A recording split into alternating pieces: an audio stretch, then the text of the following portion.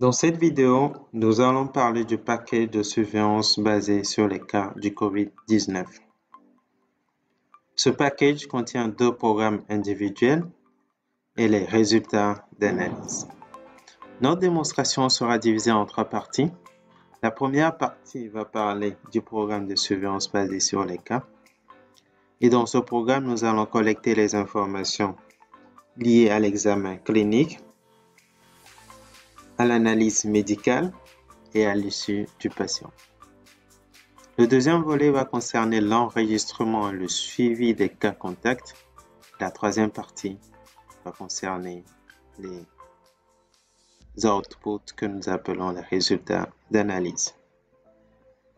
Cette démonstration a été faite sur la version 2.32.2, donc nous vous conseillons d'utiliser au moins cette version pour l'implémentation de votre package. La surveillance basée sur les cas est un programme tracker.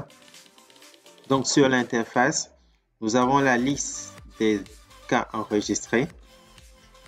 Nous avons ce bouton qui nous permet de rechercher tous les cas enregistrés. Et le troisième bouton nous permet d'enregistrer tous les nouveaux cas. Pour continuer, nous allons enregistrer notre tout premier cas. Je renseigne la date de saisie, les coordonnées géographiques,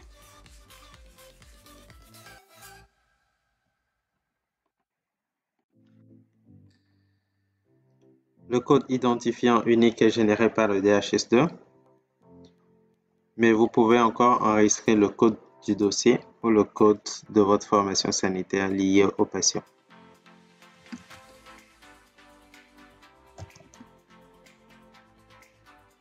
Nom et prénom du patient, le sexe du patient, la date de naissance,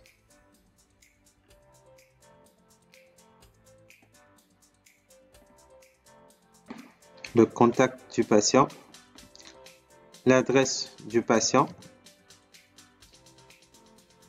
nom et prénom du tuteur et puis les autres informations. Donc ici, nous allons enregistrer le pays de résidence du patient. Nous allons prendre Côte d'Ivoire. Et pour finir, nous pouvons cliquer sur le bouton enregistrer et continuer.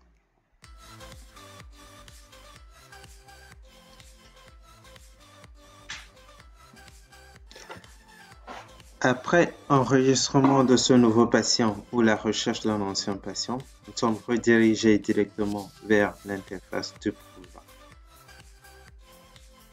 Prenons le temps d'examiner un peu l'interface. Ici, nous avons la partie des indicateurs. Ici, nous avons l'information liée au patient. Et là, nous pouvons saisir toutes les autres informations du patient. Nous voyons que nous avons 4 étapes. L'examen clinique, la demande de laboratoire, les résultats de laboratoire et l'état du patient qui est le résultat de santé. La première partie, l'examen clinique, vient juste après l'enregistrement du patient.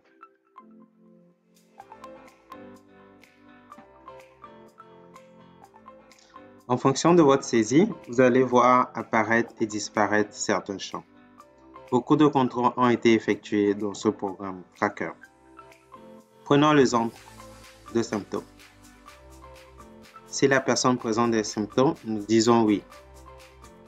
Et nous pouvons renseigner la date de début des symptômes et les autres informations. Si la personne ne présente pas de symptômes, nous ne sommes pas tenus de renseigner les autres informations. Donc, ces autres informations vont disparaître. Nous revenons sur oui. Donc, les informations restent. Est-ce que notre patient est enceinte? Oui. Donc, les autres informations vont apparaître. Non, ces informations vont disparaître. Pathologie. Oui, nous renseignons les autres pathologies. Diabète, oui. Maladie rénale, oui. Ainsi de suite. Est-ce que notre patient a été hospitalisé? Non. Mais s'il s'avère que notre patient a été hospitalisé, nous mettons oui. Et nous renseignons les autres informations. Dans la rubrique des risques d'exposition, le même schéma a été respecté. Oui. Donc, nous sélectionnons le pays. Oui. Donc, en fonction de notre réponse, nous pouvons voir apparaître et disparaître certains champs. Ainsi de suite. Passons à l'étape 2. À l'étape 2, nous avons la possibilité de faire la demande de laboratoire. À ce niveau, nous avons la possibilité de choisir les échantillons que nous avons prélevés et les types de tests que nous voulons demander. Pour faire ma première demande de laboratoire, je clique sur plus, ajouter événement. Là, je mentionne la date de la demande et j'ai tout de suite le formulaire.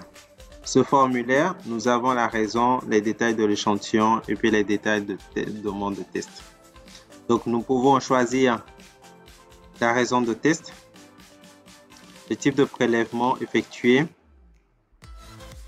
et le type de test que nous voulons. Bien entendu, nous pouvons renseigner les autres informations et cliquer sur terminer. Nous savons que cette étape peut être répétée plusieurs fois. Dans le cas où vous voulez faire votre deuxième ou énième demande de laboratoire, il faut juste cliquer sur plus ici. Vous renseignez la date de demande de laboratoire et puis vous validez. Vous aurez le même formulaire qu'auparavant. Donc ici, sélectionnez une fois de plus la demande, le type et le type de test que vous voulez. Et à la fin, valider avec terminer. Donc vous pouvez avoir autant de demandes de laboratoire que vous voulez pour ce patient. Passons à l'étape 3. Dans cette troisième partie, nous avons la possibilité de renseigner le résultat de laboratoire. Pour ce faire, nous cliquons sur le bouton bleu, nous renseignons la date et nous avons le formulaire. Nous avons ici assigné utilisateur qui nous permet de pouvoir assigner en fait le résultat de laboratoire à un utilisateur. Il y a un module spécifique qui parle en détail de ces fonctionnalités, donc nous vous invitons à le regarder. Je vais l'assigner à Marcus. Je renseigne la date de résultat dès que les résultats seront disponibles. Le type d'échantillon. Le type de test conformément à la demande et le résultat de laboratoire. Donc, je mets négatif et je fais terminer. Tout comme la demande de laboratoire, nous avons la possibilité de répéter en fait cette étape de résultat de laboratoire en fonction des résultats de notre patient. Ici, il y a une nouvelle demande dont je renseigne la date et cette fois-ci, ce résultat peut être positif. Je peux toutefois l'enregistrer en donnant bien sûr la date. Donc ces informations ne sont pas des informations qui englobent toutes les informations liées au laboratoire. Non, c'est juste une partie de ces informations qui nous permet de pouvoir attribuer le résultat de test à notre patient. Donc je l'enregistre.